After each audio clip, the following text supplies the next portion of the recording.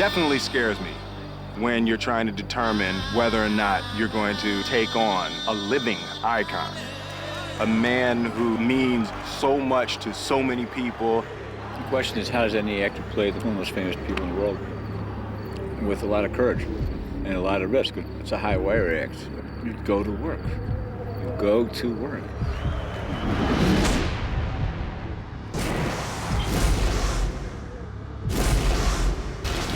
I'm only 22 years old. I ain't got a mark on my face. I must be the greatest. Oh, yeah! Look how good I look. Ain't this just the perfect specimen of a man right here? I shook up the world! I shook up the world! Roll down. The role is an actor who shows up 10 minutes early for anything and everything, and is there all the time, is totally disciplined, totally dedicated, totally committed. Ali is one of the greatest figures of the last century. The little sacrifice that I have to make to tell his story properly is nothing like the sacrifices that he made. It's almost cathartic to be able to get hit and take those shots and stand up and keep fighting.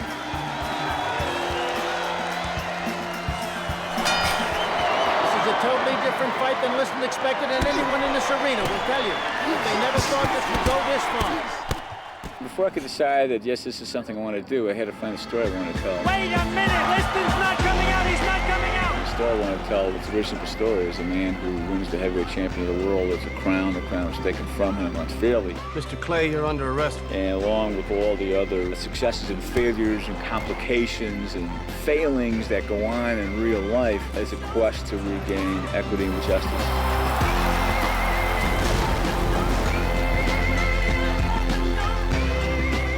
About 5 years ago was the first time that the idea of playing Muhammad Ali came up, and the harsh reality washed over me that it was absolutely, completely impossible, that it just couldn't be done.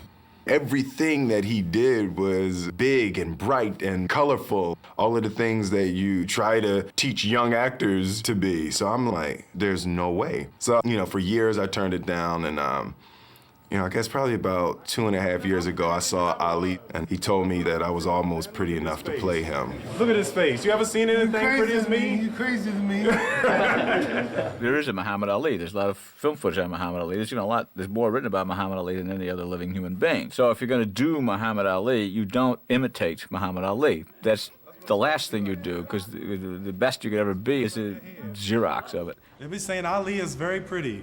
We can't take nothing from him. That man is very pretty.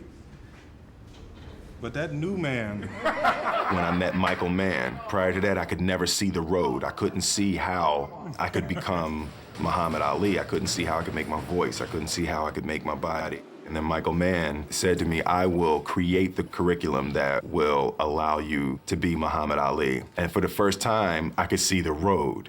And it was a jagged, horrible, uphill road with mud in the rain after it had just snowed. But I could at least see it. And we shook hands and said, you know what, we'll give it a shot. And that day we began with step one, the physical.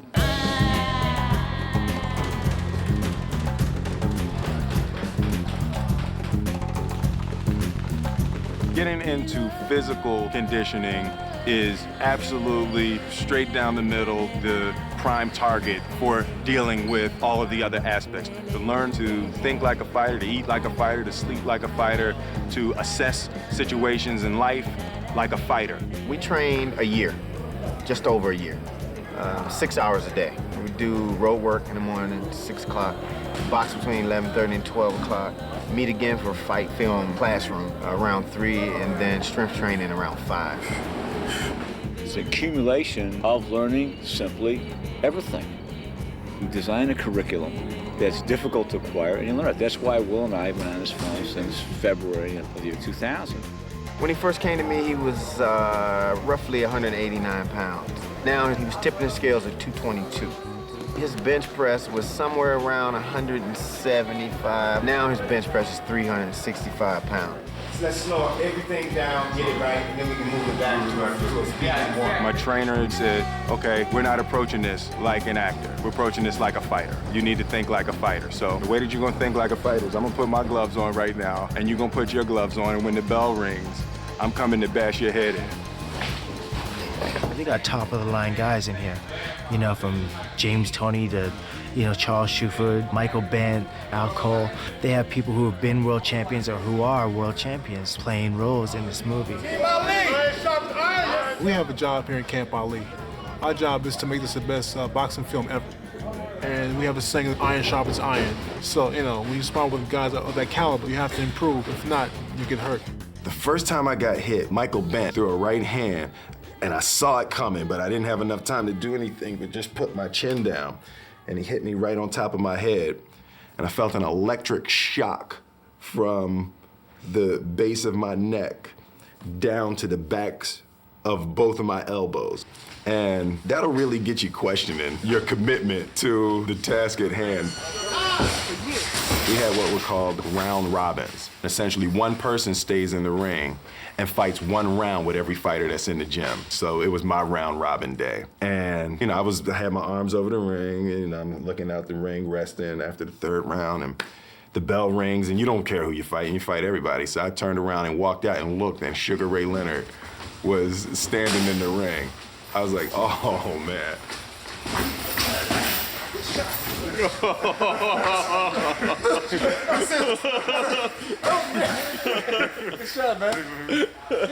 Will has done an extraordinary job becoming Ali. I'm tired, man. Take these things off. When you do something this intensely, it changes you. You're not the same person at the end of the process as you were when you went into the process. Don't hit the rope with those. Oh, man. Look at that. I think Will's doing a fantastic job already. You know, he's got his movements down. I was shocked when I first saw Will. I was amazed at how his body structure, how he got to be like Ali. And his mind is totally there. You know, he's sounding like him, talking like him, walking like him. And it's real unique. It's gonna be exciting. I think people are gonna be really surprised. Will's doing a real good job, you know. Sometimes he has me fooled. I'm afraid he's gonna hurt me. All of that starts with understanding the concept of being a fighter. And then the real work begins. Understanding the man. Sonny Liston, you ain't no champ. You a chump. Float like a butterfly, sting like a bee. Ah! Rumble, young man, rumble. Y'all wanna lose y'all money? Then you bet it on Sonny. He know I'm great. He will fall in 8. Ali was the ultimate performer, and I feel like I know him. I know what makes him tick. Cassius Liston doesn't like you. Really can't stand you. Says he wants to kill you.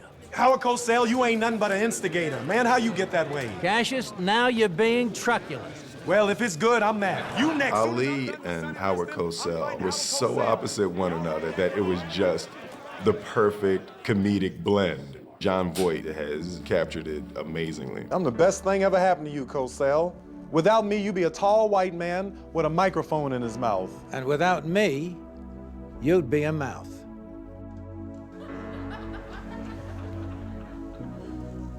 We'll be right back. You want some food for that thing? How could you do such a thing? When Michael first said to me, how'd you like to play Howard Cosell? I was stopped the way everybody else is stopped when they hear my name. How do you put that together, you know what I mean? And I might just have to show these people here that I have some speed as well. Man, I know this. I love that microphone. Kill that microphone. As you said, I murdered a rock, I murdered a microphone. Okay, man, all right. Will was so in the character as Ali, and John Voight was so in the character as Howard Cosell Man, you so smart, you ignorant. that they could riff for 20 minutes. Yes.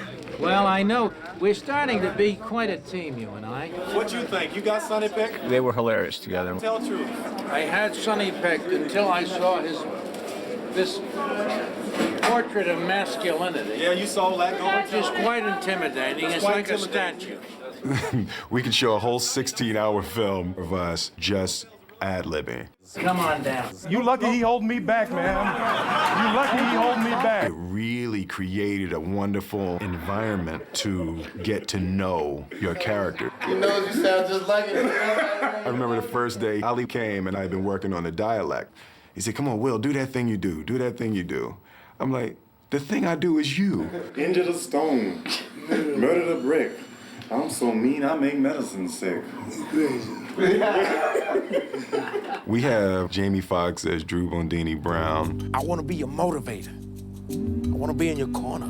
What'd you say your name is? Bondini. Rhymes with Houdini, yeah, except that don't rhyme. Drew Bandini Brown was a one-off. He was a poet, but he was illiterate. The truth has shown itself to the power, now the power is coming to the truth. That's what it is. And the truth tastes good when it's a belly full of lies. What you talking about? It don't matter. It don't matter. Jamie could be in character and do 30 minutes of stand-up, not as Jamie Foxx, but as Bandini Brown. I love Ali. He understands me, even though I'm not Muslim, and I love pork and white women. I can give up that pork. Them white women got a hold of me now. Jamie Foxx, that dude has it. He may not know he has it yet, but I know for a fact that that dude has it. And I was like, Mike, please, that's the dude. I'm telling you, that is the dude. From the root to the fruit. Rumble in the jungle, baby. That's what I'm talking about. I really had to audition, it's like, because I didn't know who Bandini was. I'd never seen him, never heard of him, never really heard his voice. So the things that I was doing, it was like, nah, yeah, go back. Nah, it's not. The way I'm seeing it, between when Jeffrey opens the blind... Jamie didn't know who Bandini Brown was, but he had an idea, and for 95% of the time of this interview, of my casting session with him, there was nothing much going on. Ready and action. I'm flying. The Sky Chief talked to me. I know the word. And then he felt something, and he just opened up that door a little bit, and there was Drew Bandini Brown for a fleeting moment. And as a director, you know when you know. I know, Lord, where the king is going back to his throne, from the root to the fruit. The rhymes is old, Bandini. You need to get some new ones. Jamie was able to look at Bandini as a character and find what's funny, and then just flip the coin to the other side and deliver the drama. God don't care about you, don't care about me. And all of everything, we don't mean nothing. He don't know us. We be. And that's the only thing he did. He's the truth. And I think people will be most surprised by Jamie's performance in this film. Like a butterfly, sting like a bee. Rumble, young man, rumble. The prophet is going home to the throne. Getting into the mind of the greatest fighter of all time is just to attempt to find the truth of the man. It's just a huge undertaking. Will is a hard worker, but I'd never seen him work quite as hard. What's wrong? What if I straightened my hair and moved into some white suburb? How I am says something. I kind of just saw Will grow up spiritually, intellectually. What I've noticed is that he is capturing the essence of Muhammad. You don't remember me, do you? You had a long braid. Yeah. It just seems like he kind of reached in and grabbed his soul a little bit, took a little piece of it. Working on the film really gave me the opportunity to get to know Muhammad Ali. You know I'm pretty good. You know that he was a fighter, you know he beat up a lot of guys, and you know he talked a lot. But I told him I was gonna take it in 8, but they stopped it in 7 to keep me from looking so great. But kids that are 21 years old have no real sense of what Muhammad Ali meant to the era. My name is not Clay. Clay is the name of the people that owned my ancestors, and I no longer want to be called by that slave name. He wasn't going to conform to an external understanding about how he should be. Muhammad Ali was going to have self-knowledge, racial pride, and he was going to be how he was going to be in one presentation for everybody. They could take it or they could leave it. What? What's wrong with our name? My name. We would look at each other every once in a while like, we can't miss. So we're not even going to entertain the thought, and we were both just spiritually committed to that concept.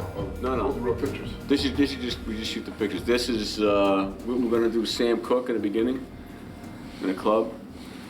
And this is the place we're gonna turn into the Fifth Street Gym. We gotta clean it all up. It's an awesome task to try and take on Ali. It's very easy to get it wrong. But it is our ambition to do this with total integrity and not take any easy moves and pull no punches. We pull no punches in the ring. We pull no punches in the sexuality.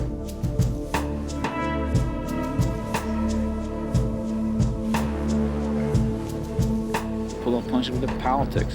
You want to send me to jail? You my poser when I want freedom. You my poser when I want justice. You my poser when I want equality. Want me to go somewhere and fight for you? You won't even stand up for me right here in America. Those are mean times. Mean times. They killed Malcolm! They shot Malcolm! Was hit 7 times in the chest. There was a great despair with the deaths of the Kennedys and Martin Luther King, and Malcolm X as well. I felt we've lost. And I think that Muhammad Ali, for me, was one of the ways that I combated my despair about that. Cassius Marcellus Clay, U.S. Army. We look at him and say, wow, he's so deep and he's so complex. You understand what's at issue is you're licensed to fight Terrell in Illinois. Yes. Then are you prepared to apologize about your unpatriotic remarks about the war? No. They don't want you to fight. It's actually really simple. If you believe something is wrong, don't do it, no matter what the repercussions are. I think they're going to vacate you from the crown. Oh, so they're going to take from me what no fight in the world can. Let's tell it like it is. With your court and boxing problems, Muhammad, can you get a fight promoted? Everybody knows that I am the champ. The true prime of Muhammad Ali, no one has ever seen and no one ever will see, because he was exiled for boxing from the 3.5 years that would have been his best. Hey, champ.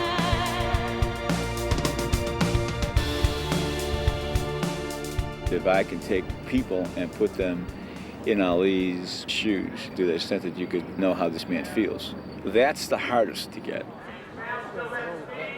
Michael Mann, he defies the laws of physics. You want him on that wall. You need him on that wall. Go back to the face, spin the face. I sleep well at night because I know he's wide awake, trying to make the film better. I think Michael really likes actors and gets a kick out of them. He speaks to them in a language they understand. And he doesn't mind trying different things. Now, what's going to happen when we're going to shoot this, lots of times we shoot things all out of order. This, we're not going to do that way. We're actually going to shoot. He doesn't have a cinematic hardening of the arteries. He's still flexible. It's just, oh, wow, that's great. Or wait a minute, yeah, we could use that. Let him miss with the left, and then you're going to come over with the right. I mean, that's it. Michael is technically past everybody. He knows what each new device does. Like, he'll use cameras that no one's used before.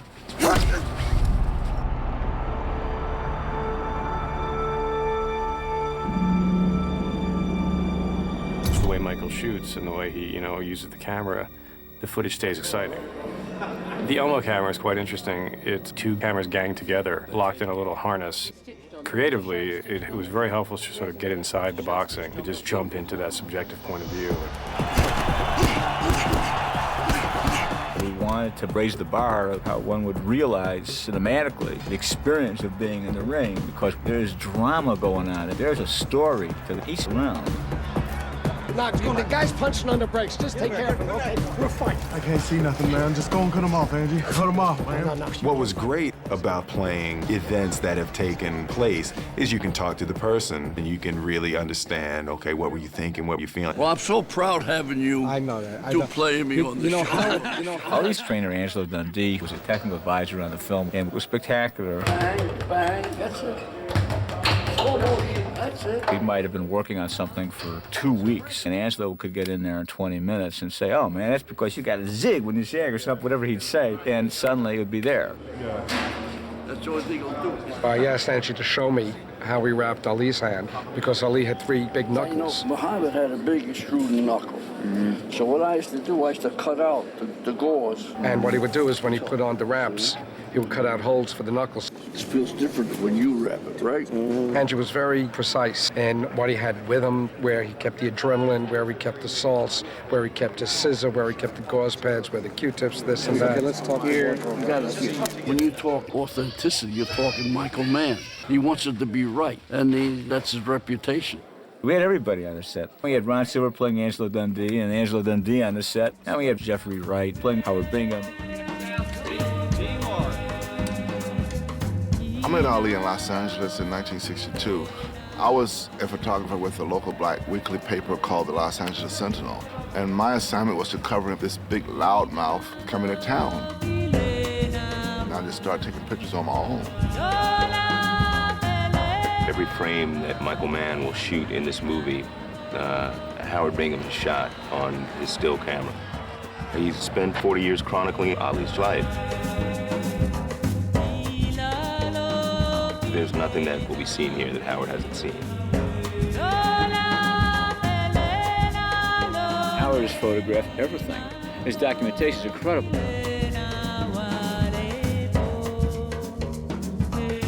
Kind of clothes Ali would wear. Howard may or may not have an idea, but Howard was there at the time. If he doesn't have an idea, he's got a photograph of it.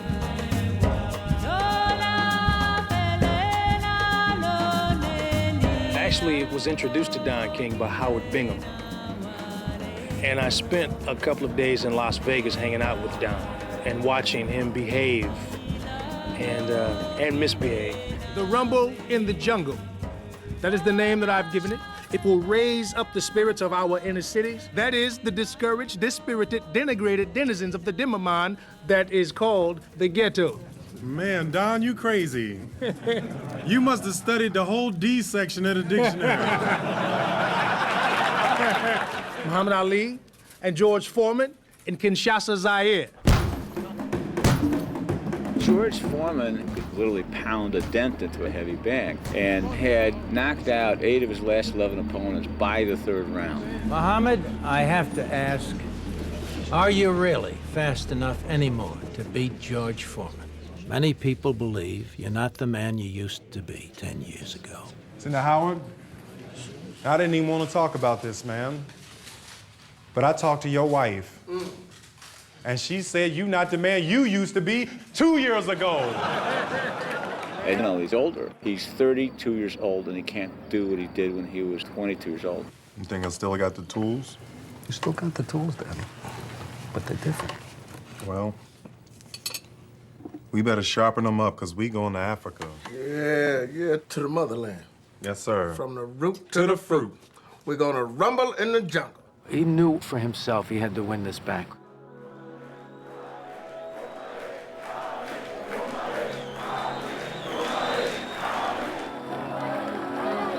This is my first time on the continent of Africa. And when we got off the airplane, just the experience of the people, there's just a real love for life and really recharging me being here. Roll sound. I can't imagine having a better place to shoot if you really want to use the sights, the sounds, the people, the history, the culture. It's so rich. This is all something that you hope you have and experience as an actor. Michael Mann is one of those people that gives the physics and the metaphysics of the performance the same attention. That's why we didn't shoot the Caribbean for Africa. Shoot Africa for Africa. There's life in the walls that you can't even imagine. And as an actor, there's something spiritual and something emotional that happens that puts you into that place.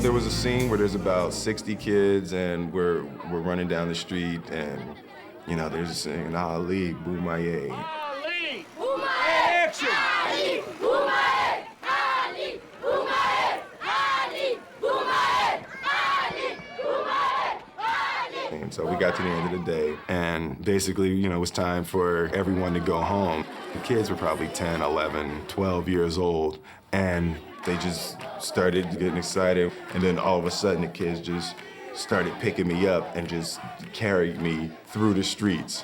And I was like, wow. There was a spiritual connection that I felt that just changed me forever. And it gave me a great sense of what Ali must have felt. And it just really inspired me to live up to that kind of adulation.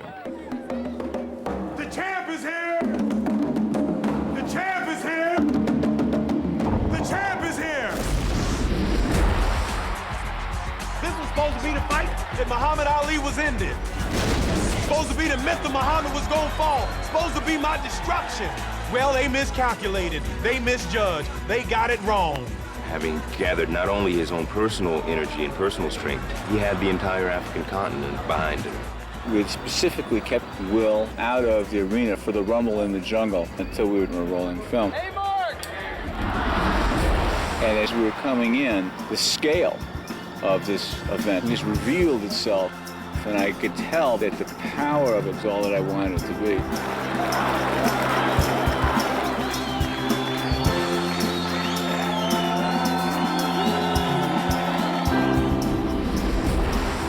He'd already made a decision Never came Shake hands now. Come on, fighting at the never came now. that he was either going to win or he was going to be dead. And it's difficult to beat a man who's not scared to die. He can't let anybody down. He can't, if it kills him, he has to win. And to be fueled with that, to be imbued with that, and impel himself forward.